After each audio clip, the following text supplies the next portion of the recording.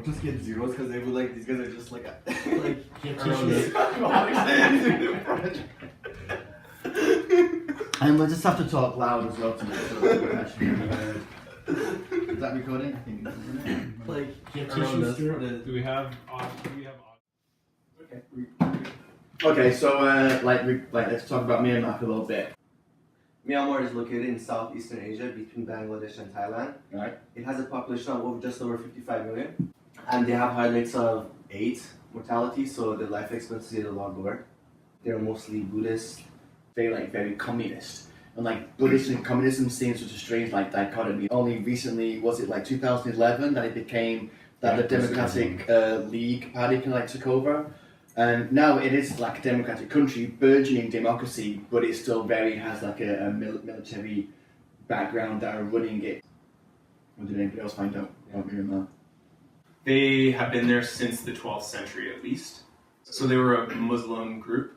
The Muslims are the minority. British brought in the Bengali Muslims. Then as soon as the British left, they started to become oppressed. So this includes the Rohingya and the Bengali. So they don't consider them They don't consider them citizens of Myanmar. try to wipe out their entire culture basically. Yeah. Eventually they start fleeing, and so far there's an estimated 1 million have fled since 1970, and lots of them are not even making it to where they're fleeing to, right? They're dying in transit. Even though the Hmong came to North America, they still had to be assimilated by the Americans. They started having their culture oppressed. So the Rohingya, wherever they're going, will probably have their culture still oppressed in some way. And because they have low education levels too, coming to a new society is not going to be easy for them to get a job and be part of the economy, right? So it's that already suppresses them even further. What do you find, Mitch? They don't really have a universal healthcare like we do here, but they've been transitioning into where citizens can purchase health insurance. If you're a Rohingya, you can't do that because you're not considered a citizen, right? So immediately that limits their access to any type of healthcare, right? 70% of the population lives in rural locations, and they don't have nearly enough, nurses, dentists, physicians to be able to cater to that population whatsoever, especially when you're having millions of people that are being displaced. So hopefully the international community will step up and take in some of these Rohingya, and then when they come to Canada or the United States, you're going to have kind of the same health crisis we explored in the book, which is a complete cultural misunderstanding and just a lack of the ability to work together, right? So we as healthcare providers need to look at educating ourselves. How do we go about, even as healthcare professionals, trying to understand how the Rohingya handle disease or how they interpret disease? In the book, we saw it as a fault in her brain chemistry and brain function. What goes in the Rohingya's mind when it comes to interpreting how they see illness? How do we even learn about that? It talked about how the Hmong when they came to America after the Civil War in Laos. It was going from Stone Age to Space Age. That would be the same for the Rohingya when they get a refugee to the UN Security Council coming into different parts of the Western world. I think one thing that provides some element of hope is that the Hmong were a very isolated, but the Rohingya are Muslim. Okay. Right? So that means that they're going to have at least some level of support or community in most other nations. And to build at the same time, if they're getting so isolated in that part of the country, but when they come here and they don't know their language, they don't know how to talk about their spirituality towards medicine and things like that, would they be getting any treated differently? You know what I mean? Right? They're gonna be isolated here in North America. Yeah, there's language barriers, but there's also the cultural barriers, which was very difficult in the book. And at the same time, there's so many different cultures, the cultural diversity is just increasing.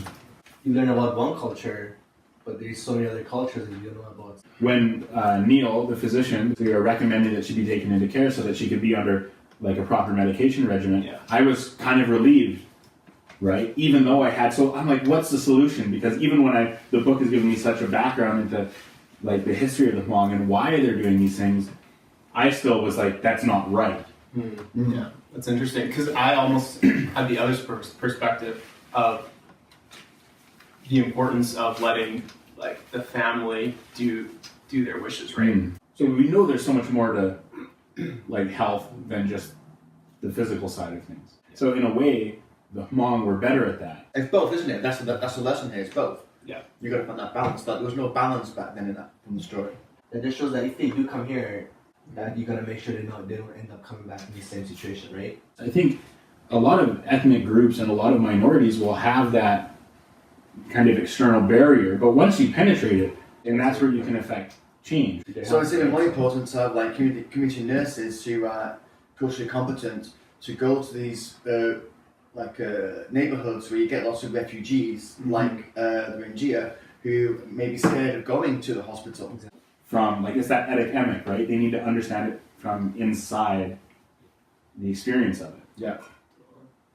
No matter how much I try to be culturally sensitive and study the different cultures, I'll never understand what it's like to be a visible minority. Ideally, if you think about something that you see on the news and it translates into grassroots conversations and action.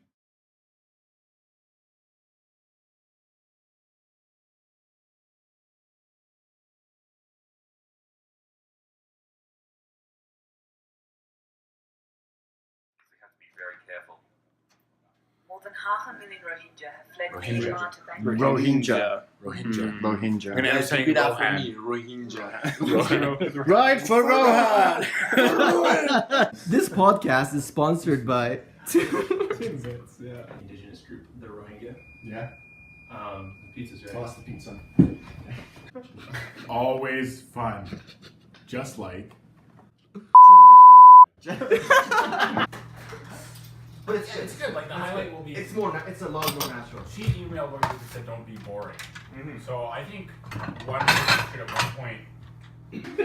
Okay, we're gonna go somebody else as well. We gotta start programming. You gotta hold it together. Okay, who knows where Myranmar is? Give me 10 seconds. So Rohingya, the Rohingya, and the Muslim. The Rohingya. You want to start over? No. This is okay. What's the name? The Rohingya. I'm just kidding. Then.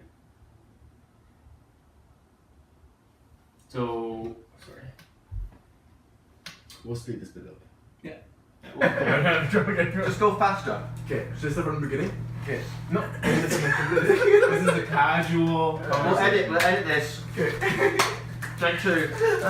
It's okay. You can laugh through I'm not it. even looking at Seriously, you. Hold on. you actually can. This is a casual conversation. You Get can into laugh. looking there. Get into the. Do you want me to No, just- you look wherever you want to No, look. actually, man. what are you guys gonna do? Are you guys gonna just read off of it, or? Well, look at Mitch. That's the problem, I feel. 3, 2, 1, go.